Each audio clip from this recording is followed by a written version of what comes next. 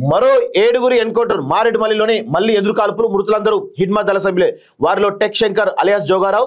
37 ఏళ్ల క్రితం సిక్కోలు నుంచి ఉద్యమంలోకి ఏఓబికి సారథ్యం మిలిటరీ టెక్నికల్ రంగాలపై పట్టు అంటూ చూస్తున్నాం అగ్రనేతలే లక్ష్యంగా ప్రణాళిక కేంద్ర నిఘా వర్గాల ఆపరేషన్ తెలంగాణ ఏపీ ఒడిశా ఛత్తీస్గఢ్ పోలీసులతో కలిసి అడవుల జల్లెడ మావోయిస్టుల కొంపపోయించిన డ్రోన్లు పోలీసుల అదుపులో తిరుపతి ఆందోళనలో కుటుంబ సభ్యులు అంటూ చూస్తా ఉన్నాం సో నేను ఒకటే అడుగుతా ఉన్నాను మావోయిస్టులను ఏరి పారేయడానికి మీరు చాలా పెద్ద ఎత్తున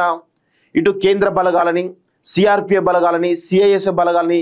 బిఎస్ఎఫ్ను అదేవిధంగా ఆర్మీని కూడా డైరెక్ట్గా రంగంలోకి దించి మావోయిస్టులను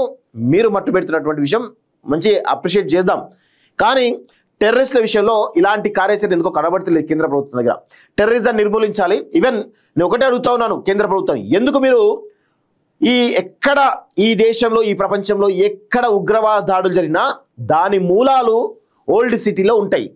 మరి అలాంటి ఓల్డ్ సిటీలో మీరు ఎందుకు కేంద్ర బలగాలను పంపి ఎందుకు సోదాలు చేయించట్లేదు సిఆర్పిఎఫ్ బలగాలను పంపించి ఎందుకు సోదాలు చేయించట్లేదు కేంద్ర ఆర్మీని పంపి కేంద్ర బలగాలు పంపి ఎందుకు సోదాలు చేయించట్లేదు సో మావోయిస్ట్ కంటే డేంజర్ ఉగ్రవాదులే కదా సో వీళ్ళ వల్ల ఎంతోమంది ఎన్నో రకాలుగా ఇబ్బంది పడుతున్నారు కదా ఎన్నో రకాలుగా మెయిన్ సిటీస్లలో చాలా రకాలుగా దాడులు జరిగినాయి కదా ఉగ్రవాద దాడులు జరిగి కొన్ని వందల వేల మంది చనిపోయారు కదా సో మరి అలాంటి పరిస్థితుల్లో కేంద్ర ప్రభుత్వం మావోయిస్టుల మీద పెట్టినటువంటి శ్రద్ధ టెర్రరిస్టుల మీద ఎందుకు పెట్టలేకపోతుంది టెర్రరిస్టులు ఏవైతే స్థావరాలు ఏవైతున్నాయో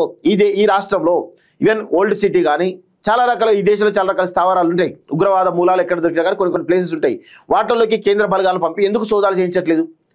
ఇవన్నిటి కూడా కొంత క్లారిటీ మిస్ అవుతుంది అంటే మావోయిస్టులు ఏరి పారేసేటువంటి మీద ఉన్నటువంటి శ్రద్ధ ఈరోజు ఉగ్రవాదాన్ని ఏరిపారేయడంలో టెర్రరిజాన్ని ఏరిపారేయడంలో ఎందుకు శ్రద్ధ చూపడం లేదనేది ఒక బలమైనటువంటి విమర్శ అయితే ఉన్నది కేంద్ర ప్రభుత్వం మీద ఎందుకంటే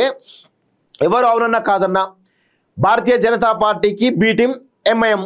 అది ఎవరికి తెలియని విషయం ఎందుకో ఎక్కడ పోటీ చేయనాడు బీహార్లో పోయి పోటీ చేసిండు ఎందుకు పోటీ చేసిండు బీహార్లో బీజేపీ ఎన్డీఏ కూటమి ఏదైతుందో ఎక్కడ కూడా బయటికి అంటే గెలిచేటువంటి ఆస్కారం లేదు అక్కడ మోడీ ఏం చేసిండు ఇంటింటికి 10,000 ఇస్తామని చెప్పేసి చెప్పడం ఒక పథకం కావచ్చు